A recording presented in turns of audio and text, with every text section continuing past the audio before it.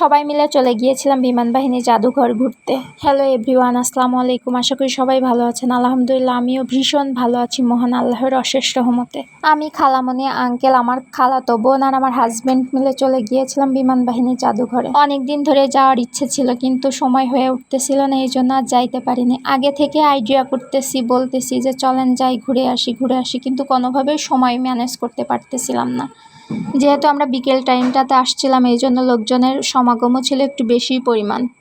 ঢাকাতে এসে বিমান বাহিনী জাদুঘরে আমার অবশ্য যাওয়া হয় না, এটাই ফার্স্ট টাইম যাওয়া হইল। এই যন্ত্রটা দেখে আমার মনে কনফিউশন জাগলো, আসলে এই যন্ত্রটা কি আর কি করে সেটাই ভাবতেছিলাম। আপনারা যদি জানেন এটার নাম কি তাহলে অবশ্যই কমেন্টসে জানাবেন।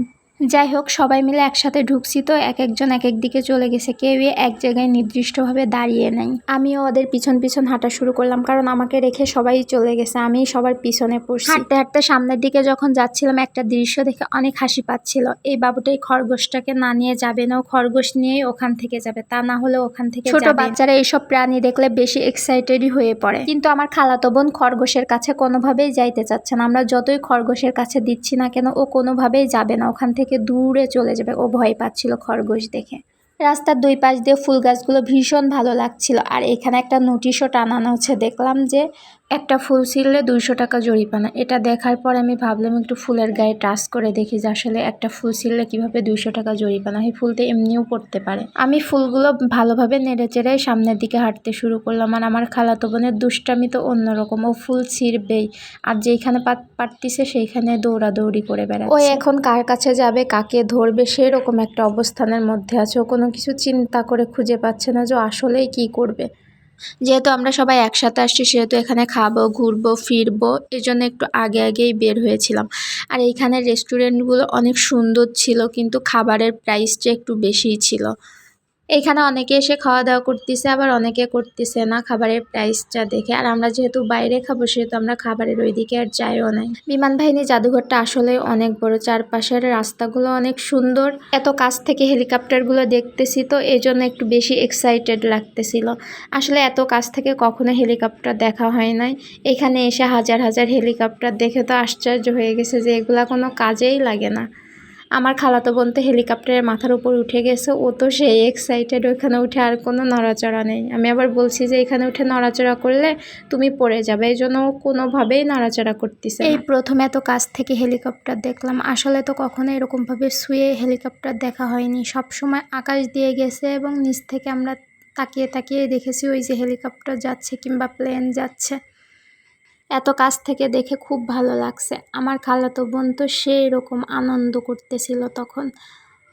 এইখানে চারদিকে হেলিকপ্টার ছড়ানো ছিটানোর মতো অবস্থা, আর সবাই ফটোশ্যুট করতে ব্যস্ত হেলিকপ্টারের সাথে। মুক্তিযুদ্ধের সময় এই বিমানগুলোই কাজে লেগেছে, আর সেগুলোই এখানে স্মৃতিচারণ স্বরূপ রেখে দিয়েছে যাতে শরণার্থীরা দেখতে পারে।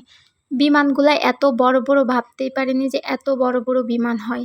আকাশ দিয়ে যখন যায় তখন কত ছোট ছোট দেখা যায়, কিন্তু আসলে বাস্তবে অনেক বড়। এই বিমান বাহিনী জাদুঘরে আমার আব্বুকে একবার নিয়ে গিয়েছিলাম, আর সব সময় মনে হয় বাবা আমাকে সব জায়গায় নিয়ে ঘুরে বেড়াই। সেদিনের ওয়েদারটা এত সুন্দর ছিল, মিষ্টি মিষ্টি রোদ ছিল, অসাধারণ সুন্দর লাগতেছিল। মনে হচ্ছে আমি সবুজ সমারোহে ঘেরা একটা পরিবেশের মধ্যে আছি। আর এখানে অনেক গাছপালা ছায়ায় পরিপূর্ণ ছিল, আর লোকজনের এত সমাগম ছিল, চারপাশে শুধু লোক আর লোক। আর বাচ্চারা খুব সুন্দর খেলাধুলাও করতেছিল। অনেক দিন পর প্রকৃতি তার প্রাণ খুঁজে পেয়েছে, এরকম একটা অবস্থা। বাচ্চাদের এই খেলাধুলা দেখে ছোটবেলার সেই স্মৃতি মনে পড়ে যায়। আমি অনেক ছোট ছিলাম তখন একটা ফুটবল দিয়ে খেলা করতে গিয়েছিলাম।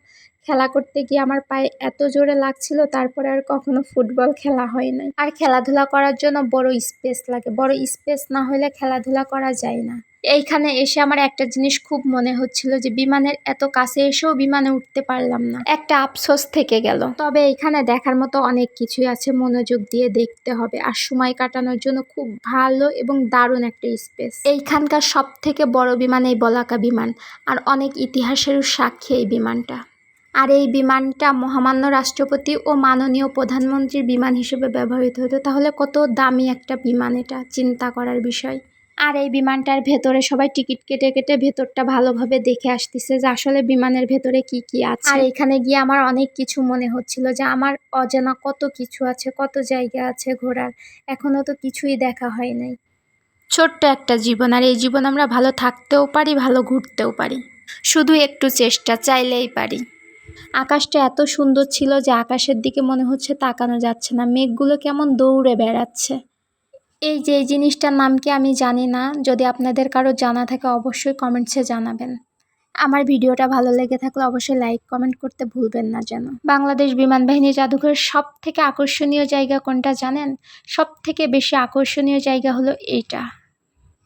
আমার কাছে তো সেই ভালো লেগেছে, অসাধারণ সুন্দর লাগতেছিল। আর সবাই এখানে এসে টাইমটা এত সুন্দর এনজয় করেছে, মাথার উপর সূর্যটা চলে আসছে, খুবই অসাধারণ দারুণ ছিল।